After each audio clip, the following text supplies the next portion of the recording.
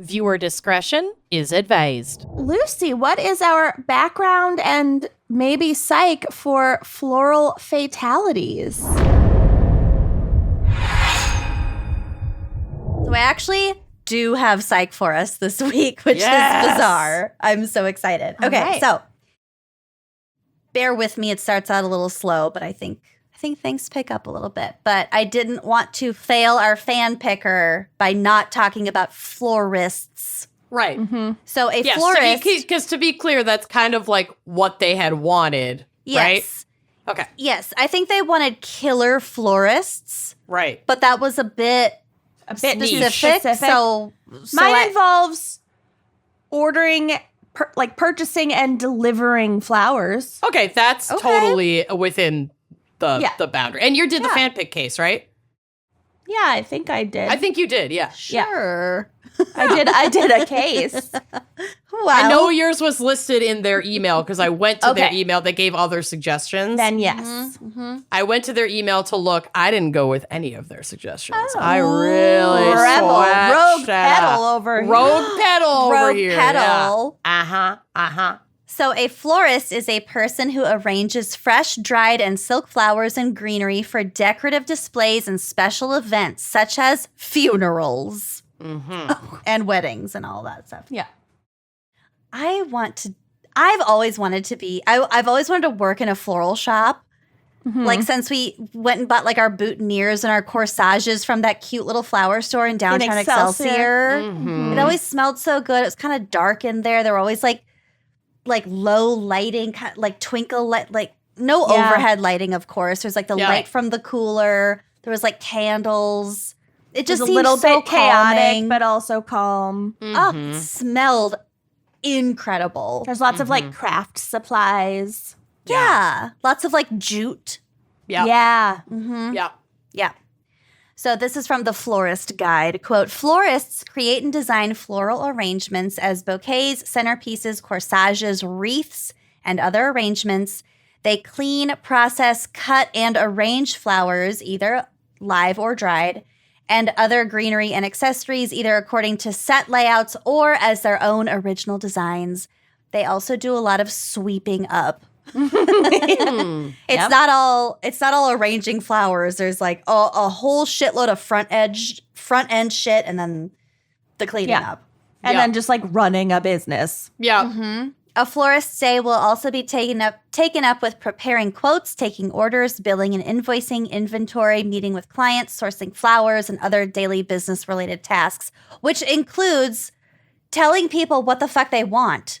So when I got married and I met with a gal who went to college with my mom, or maybe high school, but now she like runs the Hy-Vee floral department. Like I got really lucky with my flowers, wedding flowers. But I was like, what do you, I like this color and this general shape. And she's like, how about, hydrangeas? And I'm like, what the fuck is that? Yeah, taking our like layman vision with no terminology to indicate what the fuck we want, and going, you also here have you to go. know, like, seasonally if Right. it's going to be Will it be available, available? or like 3 times the normal price. Yeah, If is it gonna die 8 seconds after I cut it? Well, Right. we'll kind of get to all that, but yes, you're right. You have to be really knowledgeable about all sorts of varieties of flowers. Okay, business-related tasks. Many florists are self-employed, working in small florist shops. Others work in flower markets, warehouses, or supermarkets. So, like if you go to, Cub or Hy-Vee or whatever, there's like a floral department. That the person lot working of there is a supermarkets florist. Yeah. have really stepped up their flower game, I think. Oh yeah. Probably at the expense of the climate, because they're probably shipped in from like very far away, but We'll get Listen, to there's it, no and yes. ethical consumerism under capitalism. right. Nope, Right. it's not a There's thing. nothing we can do about it until we dismantle it. Right. When hired out to make arrangements for an event, they need to travel to a variety of places, from churches to convention centers to dance halls to funeral homes. Holidays like Valentine's Day and Mother's Day are the busiest times for florists. In the lead up to those days, you could easily expect to put in 12 to 14-hour shifts as a florist. Wow. That would be fucking stressful. That'd be brutal. Yeah. I mean, my mom works in the nursery section at Home Depot's, and it's like there's like an 8-week period every like mid to late spring to like early summer where she's just like, I can't make plans. It is fucking insane. I can't It's too make busy. plans. Yeah. And that's just for plants. That's Right. like Just that's buying. not She's even not even like arranging them. flowers Yeah, that specifically for have a customer. to arrive by a certain date or you're They'll going to be be in dead. massive trouble. Yeah, you'll Yeah. lose your business. And I know those are two different like industries, but it's a real, it's a very real thing. Other occasions such as birthdays or anniversaries or events such as weddings or funerals keep florists busy the rest of the Or year. my personal favorite, funerals. My personal favorite. Lest we forget, funerals. Funerals. Also memorial services and wakes. Thank you. Visitations. Shiva. Oh yeah, visitations. Totally different. In the cooler climates of Europe and North America, more weddings happen in the warmer months, so summer can also be quite busy depending on a florist's specialty and clientele. So the Netherlands are famous for their flower markets. Tulips, when baby. I was a kid, when we went to visit family in Europe, we were in Amsterdam for a couple days and we went to like the tulip fields and also like a tulip warehouse. Was It's it called incredible. the Royal Flora Holland? I don't know. I was 10 years old. I have no idea, but it was Yes. pretty wild to I see. remember It was very everything. cool. Well, there is a flower auction house near Amsterdam called the Royal Flora Holland, and it is responsible for importing and then re-exporting roughly 40% of fresh cut flowers from all over the world. What? Not even just tulips, just fresh cut flowers in Flowers. general? Yes. Wow. Because a lot of, like, for example, Kenya exports a shitload of roses.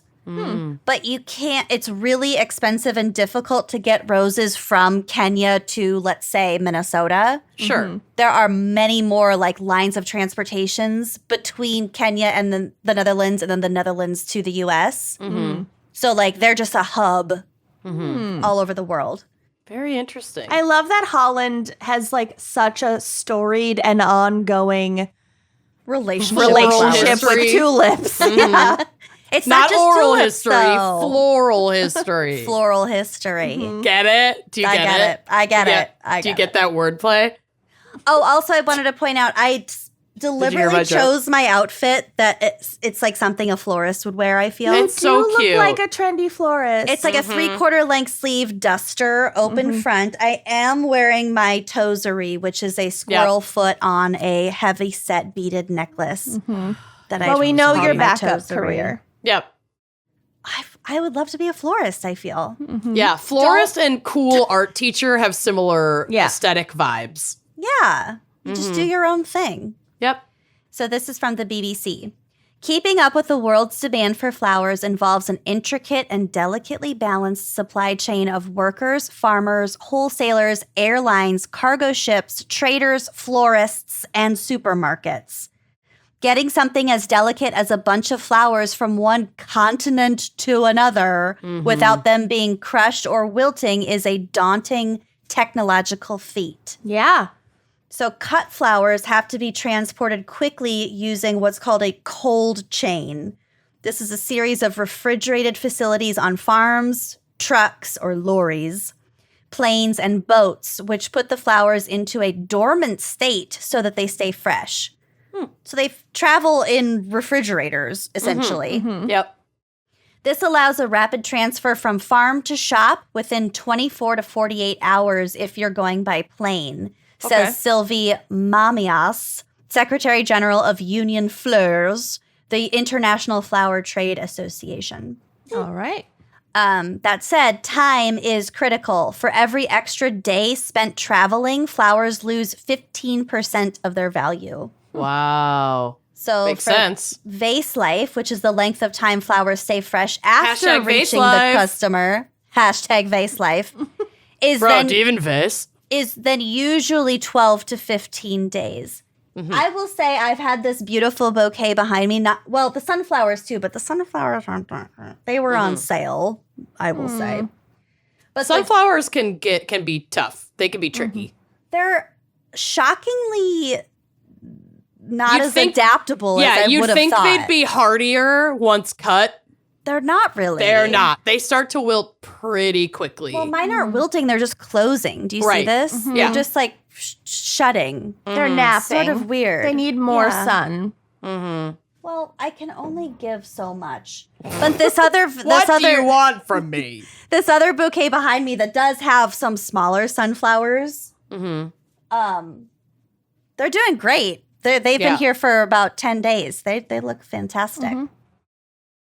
The biggest buyers of cut flowers are the EU and the US, but the biggest growers and exporters are the Netherlands, Ecuador, Colombia, Kenya, as I mentioned, and Ethiopia.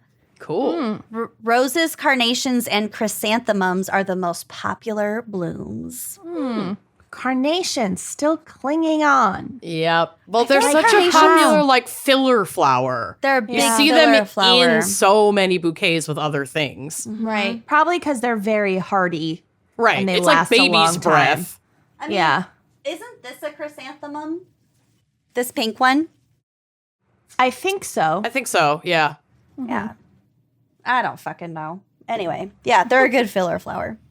So as I said, shockingly, I have some psych for us, and this is from Bloom and Wild. Ooh. Research has shown that having a bunch of beautiful blooms around triggers happy emotions and helps lift feelings of depression and anxiety. But why do humans react so well to flowers, you ask? Well, for more Do than tell. Well, for more than 5,000 years, people have been cultivating flowers for their aesthetic and medicinal purposes, as well as the chemical effect that they have on us and our brains. Cool. Yeah. They were cultivating flowers for like trade and export in fucking ancient Egypt. Yeah. And like just for an aesthetic purpose. Yeah. Yeah. Not even like the same as medicinal plants. Yeah. Yeah. Yeah. That's so cool. So according to Lowry Dalthwaite, Okay. a lecturer in psychological interventions at the University of Central Lancashire, says that, quote, when we're stressed, we release something called cortisol, which is the stress hormone. But actually engaging with flowers, smelling flowers, and being mindful with flowers can actually reduce the levels of cortisol and help you feel more relaxed. Okay. So flowers are known to stimulate several specific chemicals. I'm going to tell you about 3 of them. The first is dopamine. So our Ever brains heard have of it? ever heard of it. Our brains have grown in a world where receiving flowers is seen as a rewarding thing, and dopamine is triggered by the anticipation of a reward, so they kind of go hand in hand.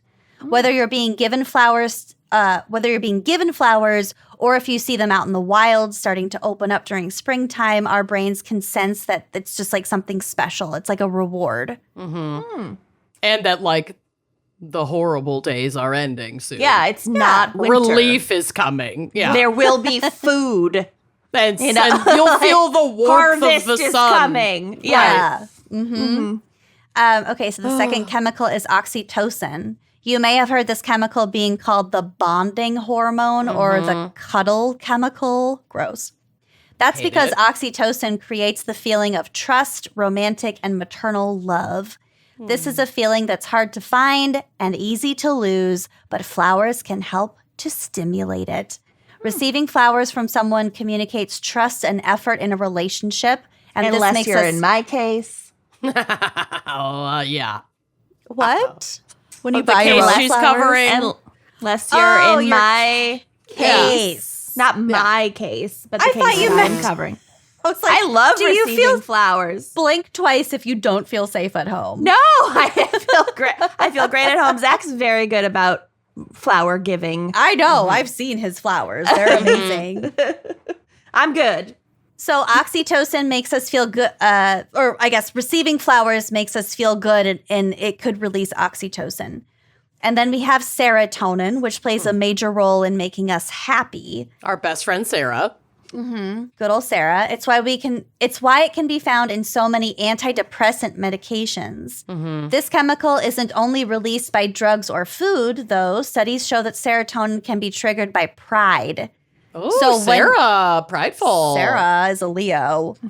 So when you grow, buy, or send flowers, it gives your brain the sense of pride that it's looking for. Flowers can help you feel important and special. I also read elsewhere in this article that like trimming your own flowers and decorating, arranging them, arranging your own flowers gives you a sense of pride and accomplishment, and that thus releases serotonin. It is a nice process. I get my books delivered, and it's like very easy to just kind of zhuzh them, and but I still feel like I'm doing it. Yeah, like you're making a floral arrangement. Yeah. Like I feel like I could cut these down a little bit, but I also love this extra here. Yeah. I don't know. This is what it is, but I do like arranging a bouquet. You can take classes on flower arranging. Totally. There are different styles and cultures of flower arranging. I grow a lot of plants in my yard that are like cuttable flower perennials, and it is really fun to be like, oh, I watered this, and it was like grown and cultivated by me, and then I cut it when it bloomed in the right conditions, and then I put it in this pretty vase. Like, you were there for every part of the process. Yeah. I got an orchid to rebloom once. That's huge. I've never done that. Oh, wow. Yeah. Also, I'm still jazzed about that. Isn't there like a chemical? Put that on your resume. You should. Maybe this was fake news when I read it, but I read somewhere that there was like a chemical element to soil that can also like encourage, I don't know if it's serotonin or dopamine production. I think it is. The smell of it. And yeah. Like being outside, gardening, inhaling, it's like the spores or like what, or there's just all like kinds of like medicinal effects of positive medicinal effects of just being outside, which is bullshit because I really like being inside. But because the inside has the air conditioning. Yeah. I will say the other day I went out to get the mail and I was like, God damn, it smells really good outside. So then that just led me to like walk around my backyard. I picked some weeds. I like checked on my hostas. I haven't been in my backyard in like 3 weeks because it's been hot as fuck. But like, it smells good. I was just wandering around my yard for like 15 minutes. It felt really nice. Your body needs it, I think. Yeah, it does. Yeah, I go out and like water my plants and putz around in my yard like every day. Yeah, it's good for you. We hired the world's worst landscapers and have been dealing with them all summer, and that has increased my cortisol levels, but they're finally starting to fix it. So that's good. Hopefully next spring, I'll have lilacs. We put in a magnolia tree. Pretty. That'll be nice. Yeah. Catmint. Oh, I have so much catmint. That stuff is so hardy and so fucking easy, and it just gets bigger and more purple every year. You'll love it. Oh, nice. It's really cool. And it's anti-mosquito. It's anti-mosquito welcome and to pro our true bee. crime podcast. Is that the same as catnip? No. It's in the catnip family, which is also in the mint family, but it's not specifically catnip. That's not confusing. Okay. But cats do like it. Okay. So this article also named 3 specific flowers that are especially good for the brain. I don't know how fucking scientific this is. Probably not Extremely. very. Okay, so the first is roses. So if you've ever heard the expression "stop and smell the roses," which you have, that's because they produce wonderful mood-boosting endorphins. A study in the Journal of Physiological Anthropology exposed office workers to pink roses. The pink roses come up in my case. Oh, good. Well, the results show that they brought significant physiological and psychological relaxing effects to the participants. So there's another study that was published in Complementary Therapies in Medicine that showed it was, again, the humble rose that was tested on the participants that helped them feel, I read the whole article, I think it helped them feel more creative. It also lowered blood pressure. So there are positive effects with roses. I think in particular because they have a really identifiable and really strong smell. And I feel like a lot of people's grandma smelled like roses. I hate the manufactured, like synthetic smell and flavor of rose. I don't like it. But an real actual roses, live rose smells amazing. It's like you can't recreate that smell. Yeah. It's so specific. Another flower is peonies. So this says, I grow those. I love my peonies. I love peonies. Peony season is the most hyped up flower season of the year. So people look forward to it weeks before they actually bloom. It is, and they're so expensive. They're my neighbor, really fucking pretty. The people who had this house before had planted them already. So that was like one of our first fun surprises when we got into that season is I was like, what the fuck is this weird weed back here by the garage? And then all of a sudden, and it's like always covered in ants because they're pollinated by ants. I was like, what the fuck is this goddamn plant? This is so annoying. They're so big. Yeah. And then I was like, holy shit. I saw their little fucking buds.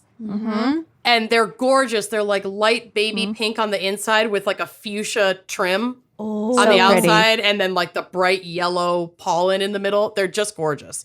I've been meaning to move that bush to the front of the house, but I'm like so scared to move it. Yeah. You're supposed to move them in the fall.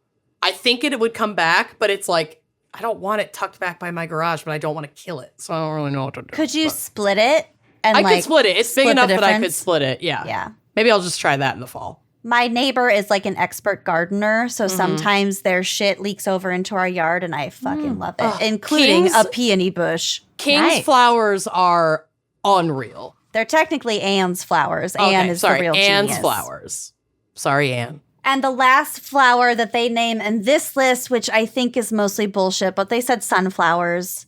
A lot of people really, really love sunflowers. I think it's Really more of an love 'em. emotional connection and not so much like a chemical or like physiological thing. Oh, they got tasty seeds. People love sunflowers. They're just, unless they look like this. All right. I will very say, Some of mine look good. Like, they're very easily recognizable, you know? and like, they remind me of childhood road trips. We would go out to like the Black Hills, and there's huge sunflower farms in South Dakota. And so you'll be driving along in this absolute middle of nowhere on like Route 90, whatever, with nothing to look at. And a huge field of sunflowers. And then all of a sudden you're in the middle of a field of sunflowers for like as far as the eyes can see. And it's absolutely gorgeous. So like that is really freaking cool. A lot of sunflowers are grown in Ukraine. Yeah, And, isn't it their like national flower? Yep. Okay. Because isn't the flag, I've heard this thing that the flag is blue and yellow It's because of the sunflowers against the blue in sky. the sky. Yeah. Well, that's what I heard too. I don't know if it's true. Which would be really cool if that's the origin. So speaking of color, interestingly, the color of flowers can also impact how much they affect our brains or uplift us.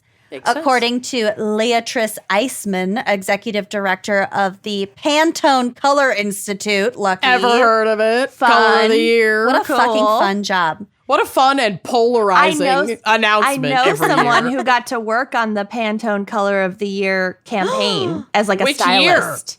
Is it like a voting thing? What is it? Well, she got to, like, once they had selected the color and before they had announced it, she got to work on, like, styling the shoots. Okay. Oh, that's cool. Oh my God. That's really that would cool. be so cool. I'm always excited to see what the color of the year Yeah. is. What is it this year? I have no idea. Great. It's so exciting. We're such big fans. I have no idea. I never said I was a big fan. When I worked for an unnamed interior decorating magazine, it was a big fucking deal. Okay, so Leatrice Eisman says, quote, our response to color is intensely emotional, and flowers can be a catalyst for feelings that stimulate more than just our senses of sight and smell. For example, red is typically a color that symbolizes love and passion, but it also has an energizing and uplifting effect on us, just like the color yellow sunflower. Yes. I love the color yellow. But other colors, like blue and white, can have a more calming effect on us. So maybe that's why, like, you see a lot of white flowers at funerals. I'm sorry, I keep thinking about funerals, but I just do. Like, what I else love is a new? white I'll flower. never stop thinking about funerals. Oh, right, white flowers. Like white lilies at a funeral. Just Classic. stunning. Yeah. A study by Rutgers University found that having flowers in the office in the attic can increase. Ew. Fucking ew. Flowers in the attic can increase productivity, innovative thinking, and helps to create a more positive environment to be in. All right. So if you're thinking about flowers, maybe put them in the space where you work in, and that can maybe keep some juices flowing. People will be happy. Mm-hmm. So lastly, to finish us out, I have some fun facts about flowers. always. Roses are related to apples, raspberries, cherries, peaches, plums, nectarines, pears, and almonds. Like genetically related? Yeah. So like a flower is the reproductive section of a plant, you know? It's the sex organ. So any of these plants that produce these various seeds, such as apples, plums, nectarines, blah, blah, blah, presumably also bloom, right? Mm-hmm. Oh, like cherry blossoms and apple trees. I mean, you'll see people put like their avocado pits in a window in a jar after getting an avocado, and you can cultivate another avocado out of that. People will like cut potatoes in half that they don't eat that have sprouted, and you can grow potatoes from those. Like, no, we understand how seeds work. It's just like, what's crazy to me, that's not what I'm saying. I'm saying that, like, why don't we do that more with stuff that we just buy at the grocery store? Like, it's just time. It's that easy and sustainable. I guess it's not easy. I would probably kill it, but. Corey just texted me flowers in the attic and took a creepy clandestine photo of me just now. Oh, Corey. So he walked by and now we need to call Leave me alone. the asylum to come pick him up? I didn't know he was home. Where'd he come from? Quit spying. He is a cryptid. He's a cryptid. Okay. Tulip bulbs were more valuable than gold in Holland in the 1600s. Wow. It was like a crazy investment scheme. I mean, anytime. Clearly it worked like out. art. Ew, get out of here. Corey. Jesus. Well, it's kind of on you because you always record with the door open, which is insane to me. He's usually never home. Tulip bulbs can also be substituted for onions in a recipe. If you're low on onions, but you happen to have tulip bulbs. Really? Onions are way cheaper, so maybe do that in a pinch. Wow. I can see how tulip bulbs are sort of like scallops, though. Not scallops, shallots. Scallions? Shallots? Shallots. Yes. Not scallops. I get those confused. So if you know about saffron, it's a very expensive spice. It's like stringy. So these actually saffron actually comes from a type of crocus flower. Oh. Which I didn't know. Okay. The largest flower in the world is called the Titan arums, which is also known as the corpse flower when it blooms because it reeks. It smells like decaying flesh. But these can produce flowers 10 feet high and 3 feet wide.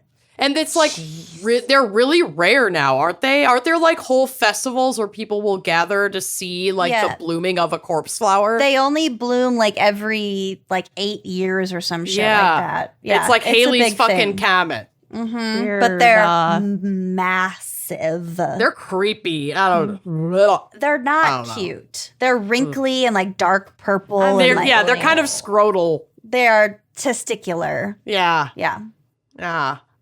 Almost 60% of fresh cut flowers grown. Did you Google it? Yeah. It's got a big old dick. Never Google it. It's just really, it is scrotal. It's much more glamorous to talk about than to actually look up. And then I'm just imagining it smelling reeking like corpse or like durian or something. God. Yeah, I'm sure it smells just like durian, but like stankier. Ugh. Like old durian. No thanks. Almost 60% of fresh cut flowers grown in the U.S. come from California. The juice from bluebell flowers was used historically to make glue. Cool. Very sticky. And last but certainly not least, my favorite fun fact, foxglove is an Old English name derived from the belief that foxes slipped their little feet into the leaves of the plant to sneak up on their prey. Did they? Kidding me. That's just it's like lore, you know? Yeah, they didn't actually. Just the foxes were so quiet because they put their feet into the little flowers. I'm sure foxes can be vicious, but I think they are so cute. So They're cute. So cute. Oh my God, that's They're precious. little dog cats. Oh my God, know. Amanda's losing it. Cutest do thing need a I've fox. ever heard in my life is little paws. Foxglove. That's why they call it Foxglove. How fucking fresh. Oh, Love it. Oh, well, I got my and it's period deadly. today, you guys. I can't. Well, I sure hope you liked that clip. If you did like that clip, make sure you are subscribing to our YouTube channel, leaving us a nice review, and joining us on Patreon for even more video content, audio content, salacious content all around. Come join us. Treat yourself.